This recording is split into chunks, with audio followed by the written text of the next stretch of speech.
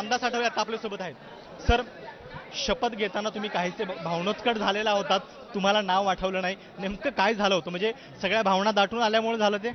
नाही, नाव आठवलं नाही असं नाही आहे, पण मला असं वाटलं की मी म्हणजे मीच आहे आणि त्यामुळं मी बोलता बोलता ते विसरलोही.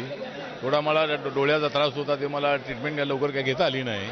वाचताना थोडासा त्रास झाला असला तरी मी जरी त्यावेळेला थोडा गडबडलो असलो तरी माझ्या शपथविधीमुळं काँग्रेसवाले खडबडलेले आहेत.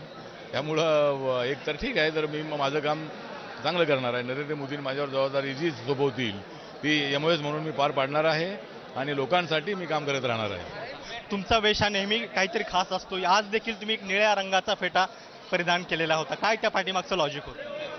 म्हणजे मी या चळवळीमधला कार्यकर्ता नाही खोटा. मी आंबेडकरी चळवळीमधला कार्यकर्ता नाही खोटा, म्हणूनच मी आज घातला होता निळा फेटा. आणि जरूर मी आज काढलेला आहे माझ्या दुश्मनांचा काटा, कारण नरेंद्र मोदी यांनीच मला दिलेला आहे मंत्रिपदाचा फेटा. सर, तुम्ही मंत्री झालात, तिकडे व्हॉट्सअपवरती कविता आणि विनोदांचा देखील पाऊस सुरू झालेला आहे.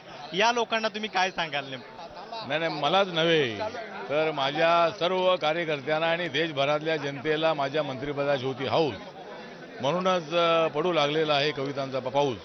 त्यामुळं एकतर मी एक सर्वसामान्य कार्यकर्ता आहे, हसत खेळत राहणारा मी कार्यकर्ता आहे. त्यामुळं माझे मित्र अनेक आहेत, अनेक जातीमध्ये माझे मित्र आहेत. त्यामुळं ठीक आहे, एकतर आता कवितांचा पाऊस पडत असेल तर चांगली गोष्ट आहे. आता माझ्या कामाचा मी पाऊस पाडण्याचा प्रयत्न करणार आहे. त्यासाठी तुमचं सहकार्य मिळो अशी अपेक्षा करतो. जय भीम.